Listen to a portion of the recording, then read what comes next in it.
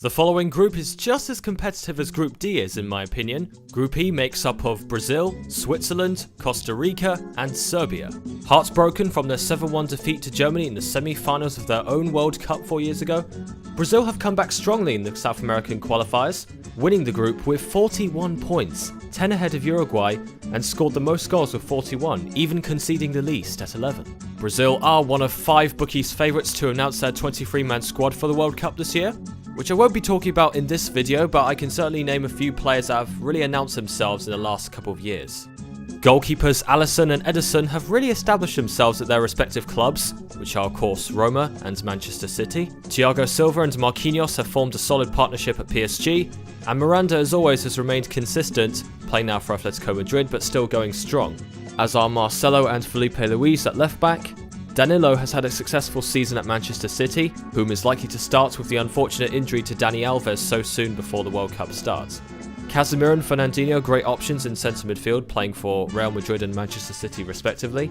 They also have the likes of Paulinho, Coutinho, Augusto and Fred to choose from in midfield. And they're also fairly sport up front as well, with the likes of Neymar, Tyson, Gabriel Jesus, Roberto Firmino, Willian and Douglas Costa to choose from for their attackers. So they have one of the strongest squads in the competition, and it's easy to see why they are the bookies' #1 favourites, even leaving out players such as Fabinho of Monaco, Alan of Napoli, Alexandro of Juventus, and Naldo of Schalke.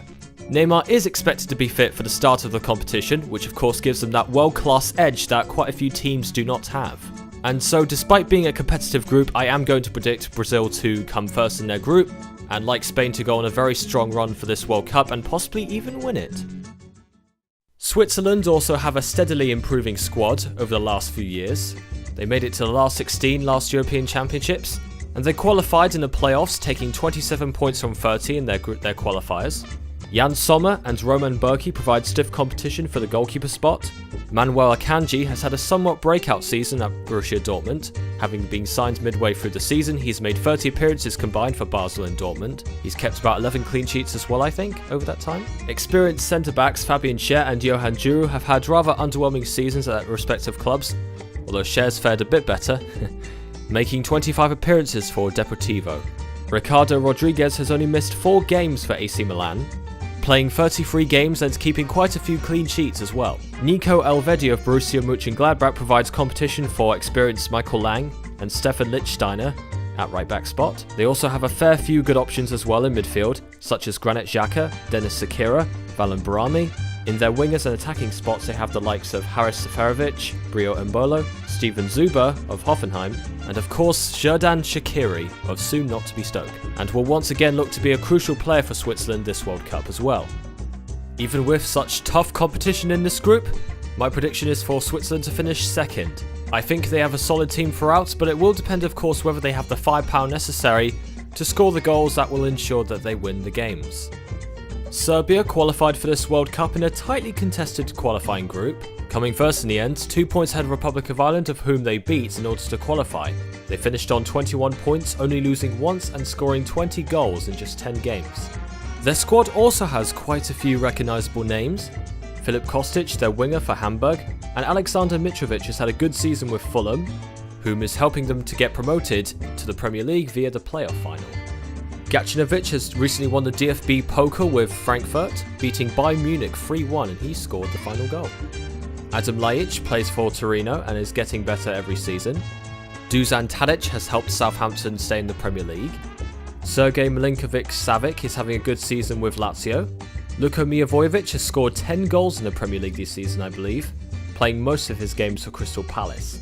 Matic has played every single one of United's games this season, a general rock in centre mid and helping United to second place in the Premier League.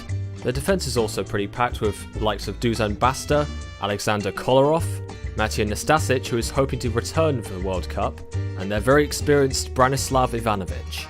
So they have a fairly good squad and they have every chance of making the last 16 from this group. But I'm going to predict them to finish third, just behind Switzerland. I think Switzerland will have the edge, mostly because their squad is younger and I think their team is more solid throughout.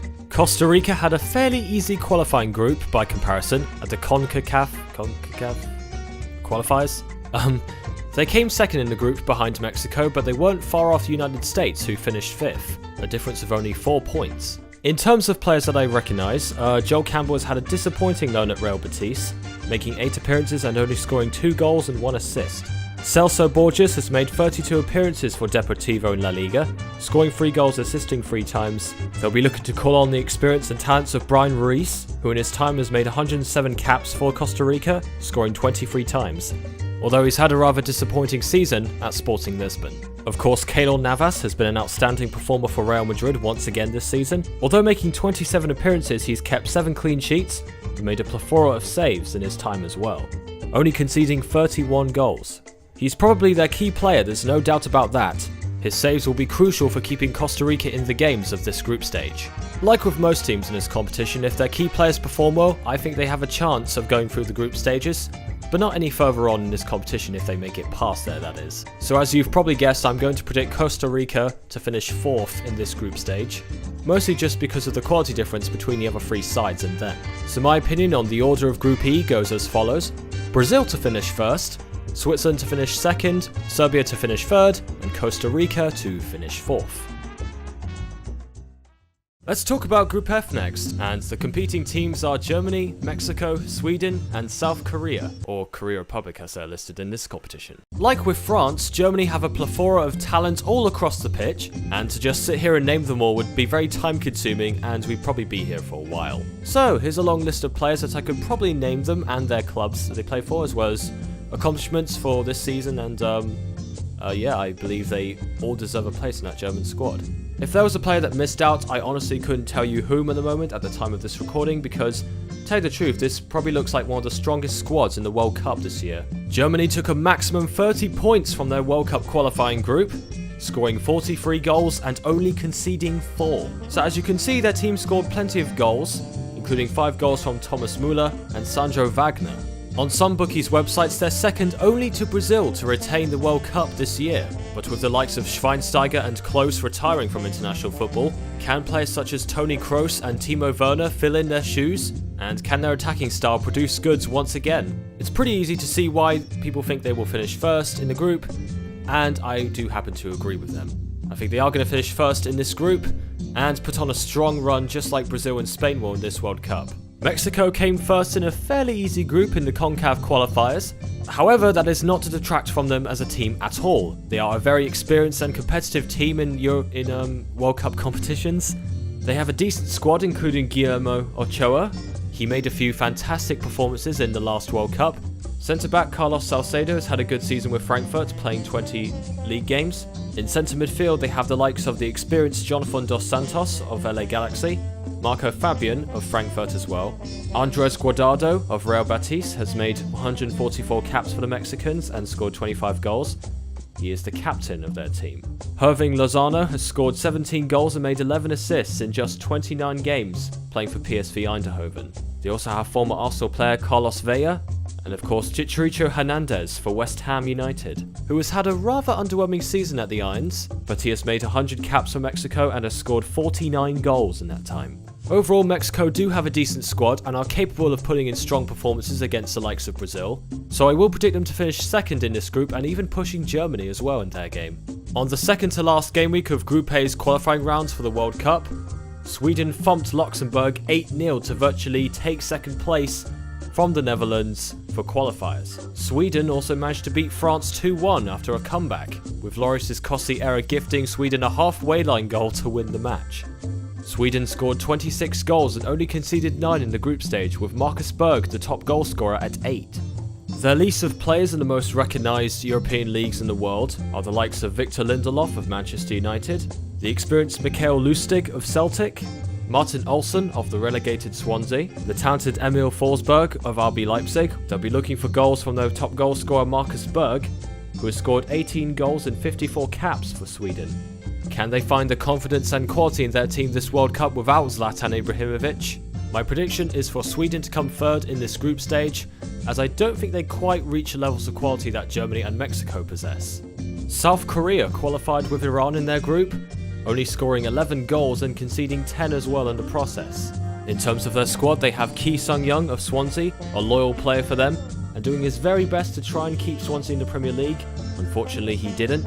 Ja Chou-Ku has played 28 games for Augsburg this season, who came in 12th this season. And then there's Heung-min Son of Tottenham, scoring 12 goals and making 6 assists in 37 games for Tottenham. He is definitely their key player this World Cup, and it remains to be seen if he can maintain his level of fitness that he's been carrying throughout most of the season. Ultimately though, I am going to predict South Korea to come in 4th.